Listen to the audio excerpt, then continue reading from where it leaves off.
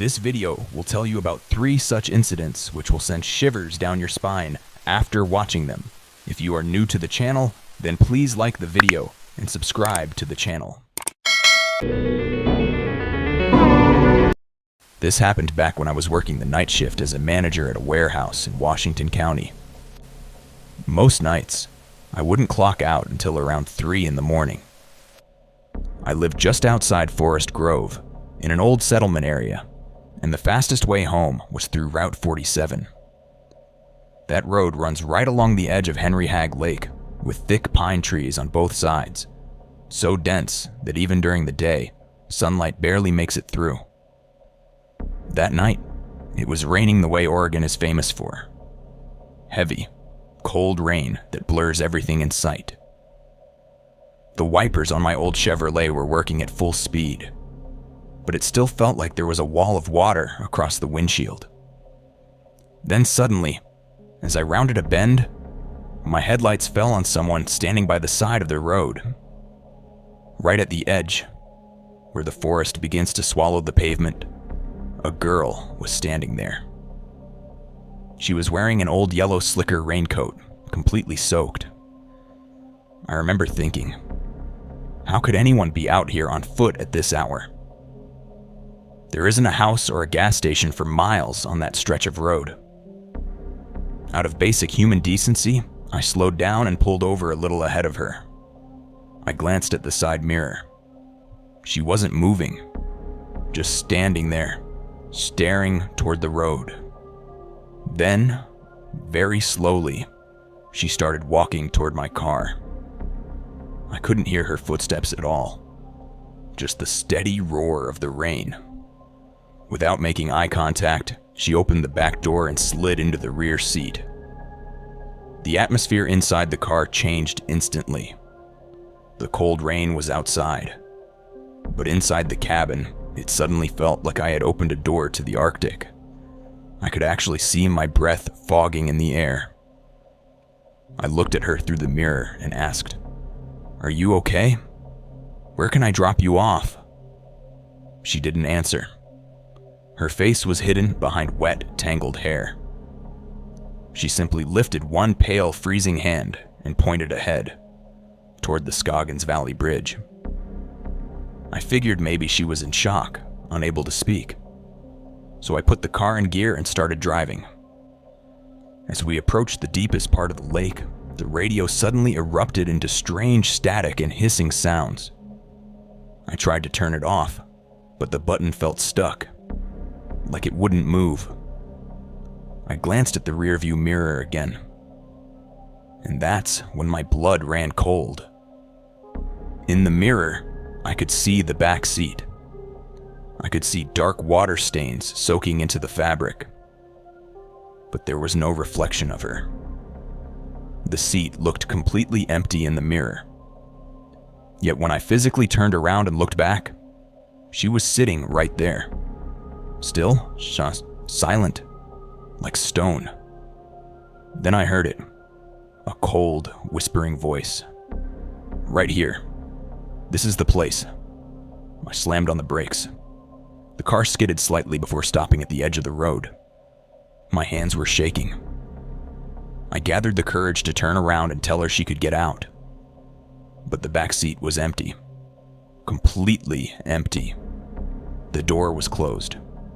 Locked. No sign that it had opened. She was gone.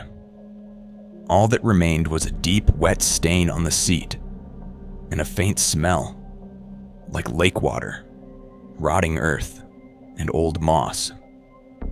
I stepped out of the car, thinking maybe she had gotten out without me noticing, but there were no footprints in the mud. None at all. My headlights were shining directly on an old iron accident marker, half hidden in the bushes by the roadside. It read, "In memory of Sarah Miller, lost to the waters, October 1994. The next day, I asked around at an old diner in Gaston. An elderly man there told me that about 30 years ago, a college student's car had skidded off the road and plunged into the lake. Her body was never found. But, he said, on rainy nights.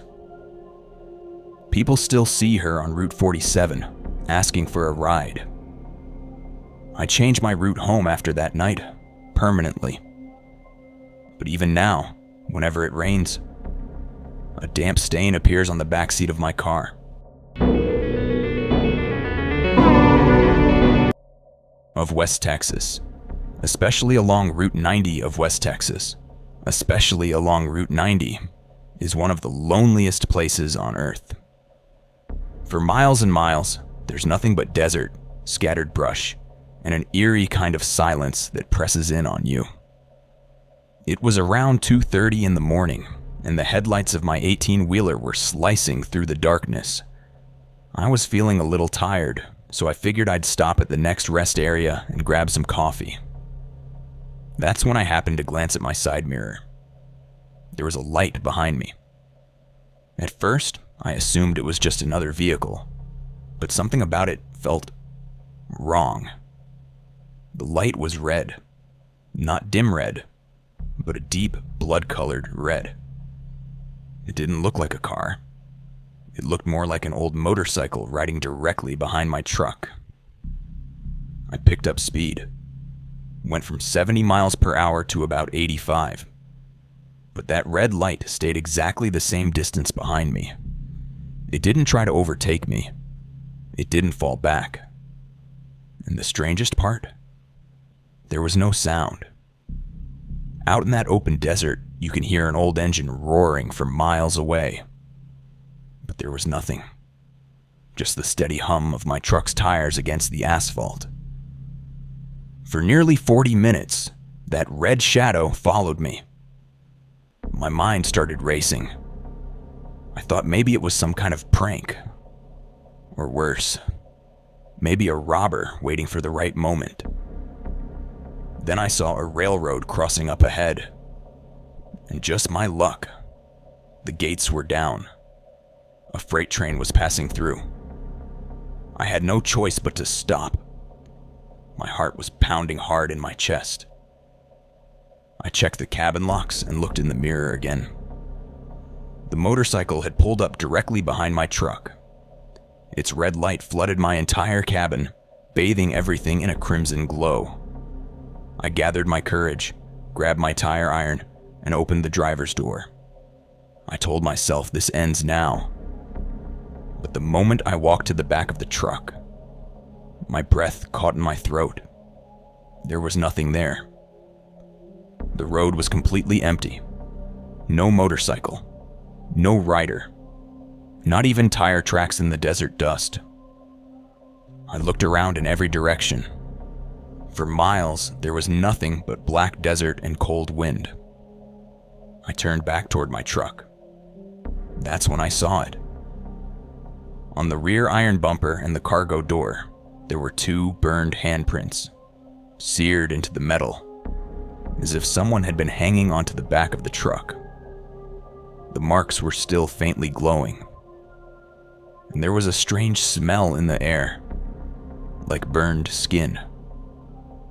The most disturbing part: the handprints were placed so high up that no ordinary person could have reached that spot from the ground. I didn't waste another second. I jumped back into the cab, and the moment the railroad gate lifted, I pushed that truck to its absolute limit. The next day, when I reached El Paso and took the truck to be washed, those marks were still there, permanently etched into the steel, like they'd been carved in with a welding torch. Later, I spoke to some of the older locals in the area. They told me that back in the 1970s, a biker was killed on that very stretch of road after colliding with a truck. And ever since then, they say his crimson light follows truckers who drive that highway alone at night. Even now, whenever I pass through West Texas, I never dare to look in my side mirror. This happened when my friend Mike and I were driving from Las Vegas to Reno in an old Mustang. Instead of taking the main highway, we decided to go through Route 95, the one that cuts straight through the desert. It was almost midnight, and that part of Nevada was completely deserted. For miles, there was nothing but cactus and the dark outlines of distant mountains. Somewhere along the way, we got lost. Our GPS kept flashing no signal, and for some reason, our phone batteries started draining unusually fast. The air inside the car felt strangely heavy, almost suffocating. Out of boredom, Mike started turning the radio dial, trying to find some music. But every station was nothing but static. Hissing, crackling noise, like the desert itself was whispering through the speakers. Then suddenly, a station came through. A M1140. Music started playing, but it wasn't anything modern. It was slow jazz from the 1940s.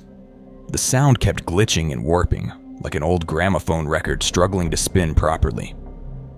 We figured it must be some retro station broadcasting from a tiny desert town. But then the music abruptly stopped. A deep, cold, male voice came on the air. It sounded like a radio announcer, but completely emotionless. He said, "And now, for our nightly casualty report. We regret to inform you of the tragic accident at the Silver Creek Curve, occurring at exactly 12:05 a.m. tonight." Mike and I looked at each other. He tried to laugh it off. "This sounds like some late-night horror show, bro." But then the announcer said something that made my blood freeze. He spoke our names. My full name. Mike's full name. Then he calmly repeated the model of our car and our exact license plate number. He announced that we had died in a head-on collision. I looked at the clock on the dashboard. 12:02 a.m. We had 3 minutes. We tried to convince ourselves it was some sick prank. But just then, our headlights caught sight of a dangerously sharp curve up ahead. Beside it stood an old, weathered sign that read, "Silver Creek, next 1 mile." My foot lifted off the accelerator on its own. I pulled the car over to the side of the road. Our whole bodies were shaking. We stepped out and slowly walked toward the curve. And that's when we saw it. Down in a deep ravine, there was already a car lying wrecked at the bottom. When we leaned over to get a better look, we saw that it looked exactly like our Mustang. Same shape, same color. But it looked nearly 50 years old. Burned. Rusted. As if it had been there for decades. Inside our car, the radio was still playing. The announcer had moved on to offering condolences for our deaths. He was speaking about our families, about how they would grieve. Then suddenly, a high-pitched screech blasted through the speakers, like someone screaming in agony. And then, silence. Complete silence. We didn't waste a second. We jumped back into the car, turned it around, and sped off at nearly 100 miles per hour. We didn't stop driving until we found a small gas station miles away. I asked the old attendant there about the radio station. He gave us a strange look and said, "Son, the AM1140 tower collapsed in a desert storm back in 1952. Ever since then, there's been nothing there but deathly silence. Even now, when I'm driving alone and I hear static on the radio, sometimes I wonder if I'm still on that road, still approaching that curve.